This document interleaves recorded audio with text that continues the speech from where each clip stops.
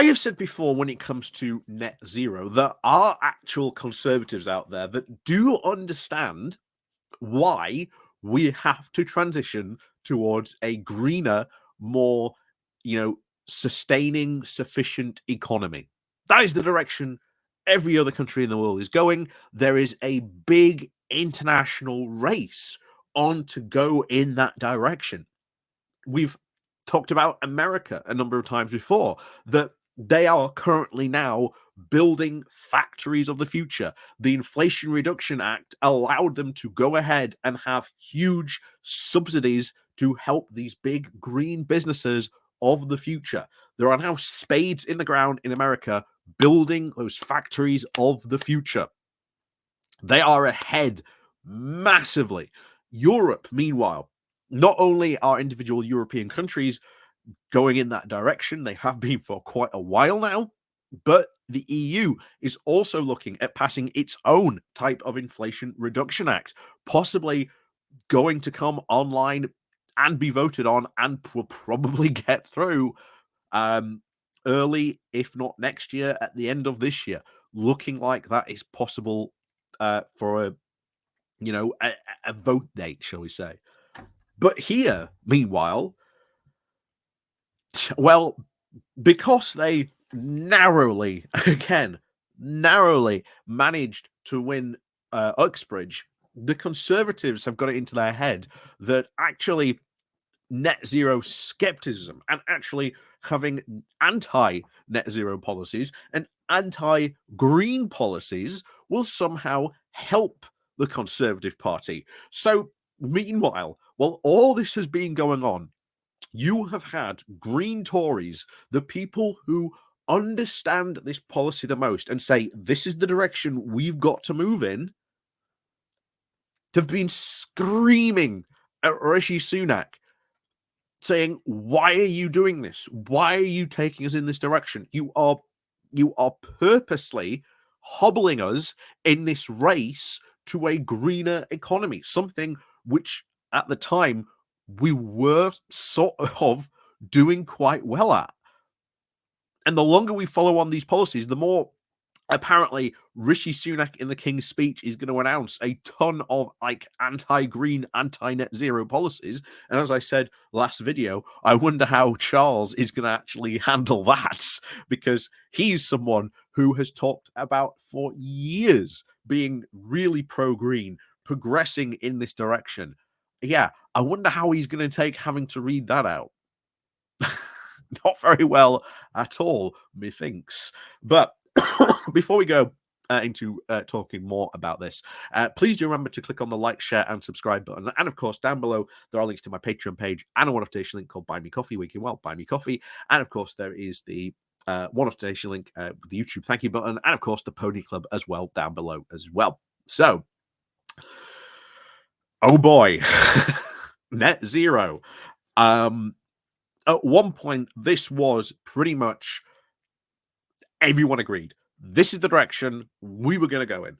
But of course, out of nowhere appears the Net Zero Scrutiny Group, following the exact same lines, of course, as the European Research Group, who were, just like the ERG, just asking questions about net zero. Is it really necessary to follow in this net zero track? Isn't following in net zero going to damage our economy? And if we, quote, do go in net zero, how then are we meant to, quote, compete with China, who are opening up all these new coal factories that are somehow going to enable us less competitive, but then we've got all this green sustainable power? Doesn't make a lot of sense, really. And those of you who have been on the channel for quite some time will know it was about a year or two ago now, we had on Conservative Home a blog post written by a conservative in America, not in America, in Australia, sorry, who was like, yeah, look, our Conservative Party just went full climate skepticism, indulged in all the climate denial anti-environmental policies, and it cost us big at the polls. We lost out. We lost out majorly, and the Conservatives in Australia have had to have a big rethink about those environmental policies. And that was the warning that was given to UK Conservatives. Ignore green policies or engage in net zero skepticism at your own risk. And now in Conservative Home, you've got a guy called James Freyne. I think that's how you say his name.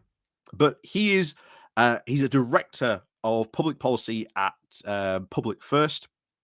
And he did a big survey for Onward. You remember, this is Onward, which is the Michael Gove think tank, for their polling. And his finding was, yeah, you should be focusing on environmental policies, not skepticism, because that loses you votes. He even says it later. And he talks about where they did deeper polling. And it's like, well, why are people wanting a delay? It's because the current government can't keep its promises. They don't think the current government's going to keep its policies. So why should we go for these policies when the Conservatives aren't going to be able to fulfill those policies? So it's not that they don't want to go towards net zero. It's that they know the current government can't keep its promises. Its policies do not make a lot of sense. And as a result, maybe it makes sense to delay them for the time being until at least the government can meet those projectors. So they're not saying, let's have a rethink, let's be anti-green and anti-environmental. They are still for that. It's just that they cannot trust the government to follow through on environmental policies. And then this is the other one.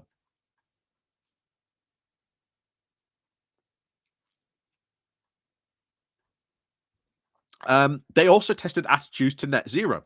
The government are adamant that they didn't move the target and try to remain fully committed to it. It denies that the move was positioned as net zero skeptic policy. To be fair, in our poll, few voters read this as a meaningful shift. I thought more people would read it as a pivot and was possible.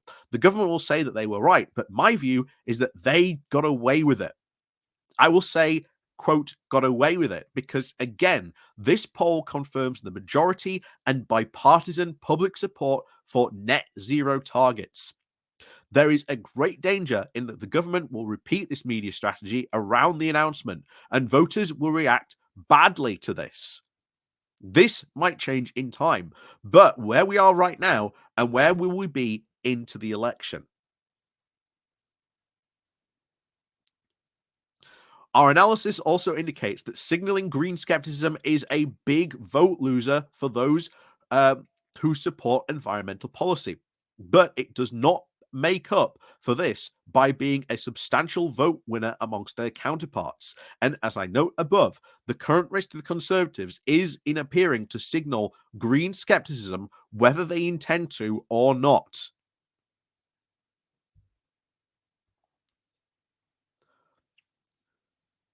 This is what the polls are saying. This is what the pollsters are saying, that abandoning net zero, moving away from this, is going to be a big vote loser for them. So why are they insisting on running away from net zero? Well, as we've said before, it's because the right wing of the party is pretty much in charge. It is running the show, and they are anti-environment, anti-net zero. They do not think that we need any of this, quote, green crap, according to Steve Baker. You can find plenty of quotes from people. Remember, even Nigel Farage not too long ago was suggesting, oh, we should have a referendum on net zero to see if this is the direction that people want to go in. And there were other Conservatives backing that idea.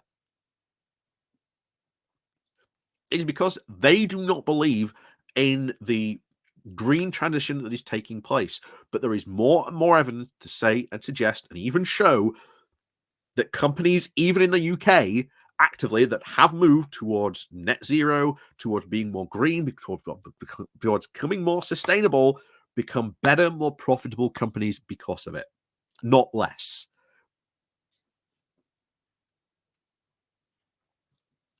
So the only reason they are running from this is because of an ideological fixation by these right wing conservatives who say we cannot be pro environment. The pro environment is bad. So, um, yeah,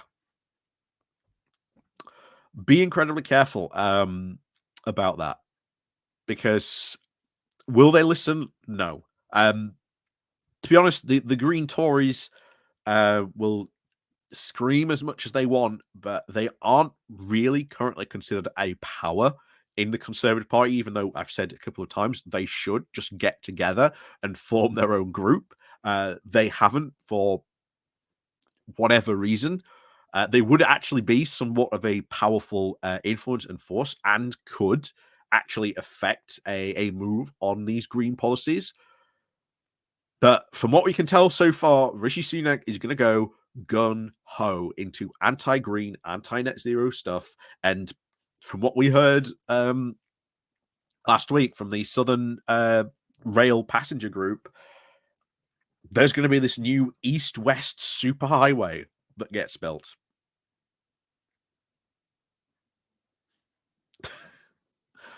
Yeah, fascinating, fascinating. In this, are they conservatives going to listen to this? No, absolutely not. And obviously, you look down in these comments, and there are a lot of people saying, "No, no, Sunak and co. and the government aren't going to listen to this. It's too late. They're not going to bother." Um, Ultimately, a lot of people still in the comments very, very pro net zero, and that yeah, we should be going in this direction because as he said here, you look at the polls, net zero, green policies, big vote winner. Being climate skeptical, green skeptical is a vote loser. They were warned about this from the Australian Conservatives over 2 years ago. Yeah, they are doubling down on anti environment, anti net zero policies. This is going to go so badly for the Conservatives. And I look forward, as I said, to the post Civil War period, where many of them will probably still maintain that this anti-green net zero stuff was the right direction to go in, while others may even have a complete change of heart. Um, we'll see what happens, but I'm not holding my breath, to be honest. But as I said, there are still those green conservatives who do understand the shift towards net zero, who do understand why we need, good green and environmental policies, and of course, green economic policies as well. The unfortunate fact is there just aren't enough of them in the Conservative Party to really um, make a shift in this direction,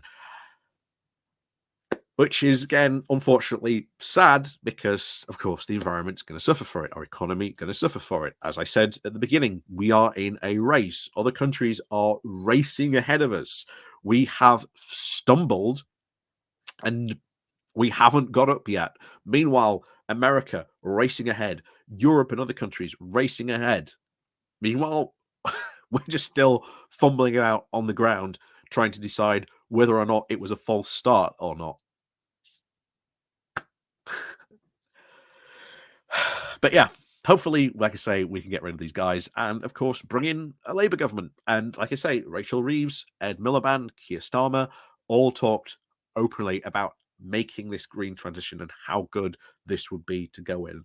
So, lots to be excited for. Generally, a lot to be excited for a Labour government. So, as always, thank you very much for watching. And of course, as always, we'll see you all next time.